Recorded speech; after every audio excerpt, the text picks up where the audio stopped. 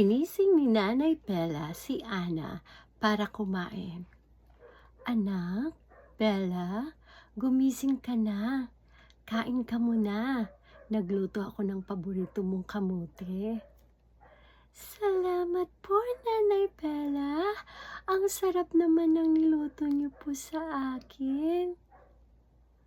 Kumusta ka na pala, anak? Hindi na ba masama ang pakiramdam mo? Okay na po ako, Nanay Bella. Bukas, birthday ko na. Di ba, Nanay? Oo, anak. Kaya pagkatapos mong kumain, maligo ka na at magbihis kasi pupunta tayo sa simbahan. Saan simbahan po ba tayo magsamba, Nanay?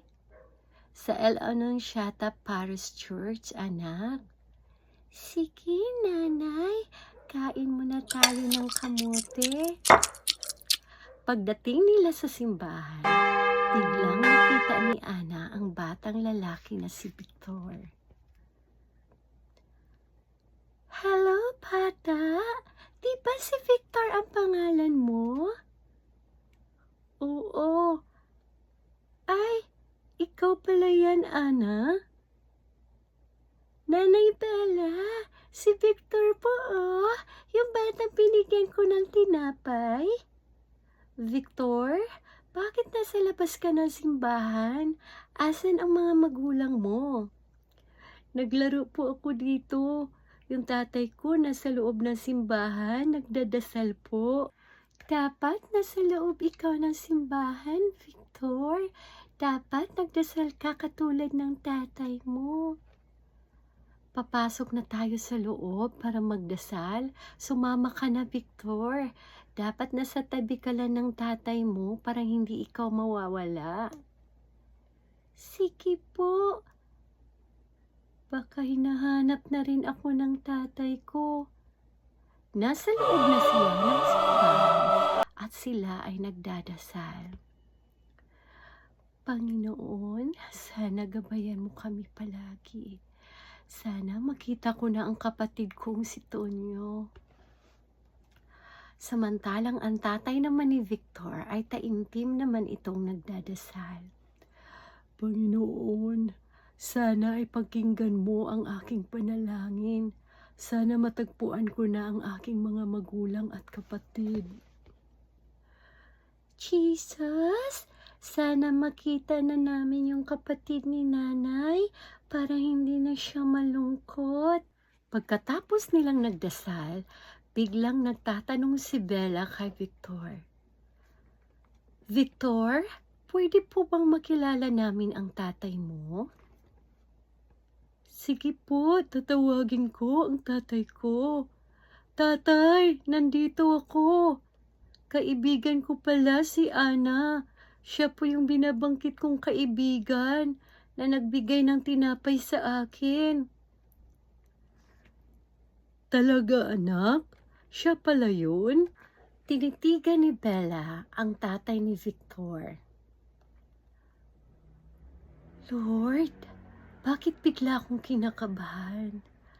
Bakit magkamukha sila ni Tonyo? Victor, ano palang pangalan ng tatay mo?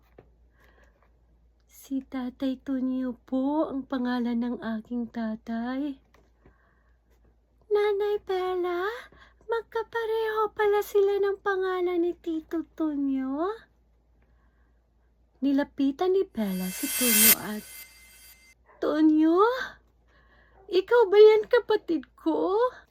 Bella, ikaw ba yan, kapatid ko? Matagal ko na kayong hinahanap. Nasaan si nanay at tatay Kukoy? Maya-maya, nasa bahay sila, Tonyo. Bukas, birthday ng pamangkin mo. Thank you, Jesus. Ang saya-saya naman. Victor, magpinsan pala tayo. Kaya pala magaan ang loob ko sa iyo, Ana. Pagkatapos nilang magsimba, sinama ni Bella si Tonyo sa kanilang bahay. Tonyo, mamaya nandito na sila Nanay Tikya at Tatay Kukoy. Puwede po bang bukas ng umaga na lang kayo pumunta ulit dito sa bahay? Gusto ko i-surprise silang dalawa. Isama mo ang asawa mo, ha? Sige, kapatid ko. Salamat sa Diyos, nakita ko na din kayo. Niyakap ni Bella ng mahigpit ang kanyang kapatid. Maya-maya, dumating na sina Tikya at Kukoy. Agad itong sinalubong ni Ana. Ihi! Nandito na sina Lola Tikya, Lolo Kukoy, Mano po, Lolo Lola. Kaawaan ka ng Diyos, Apo. Asan si Nanay Bella mo? Nanay, pumasok na po kayo. Naghanda ako ng makakain ninyo. Apo, ano ba ang niluto ng nanay mo? Nagluto po siya ng biko, Lolo Kukoy. Pasok na po kayo sa loob, Lola, Lolo. At sila ay masayang kumain. Hanggang dito na lang muna mga gwapa, mga gwapo. Abangan ang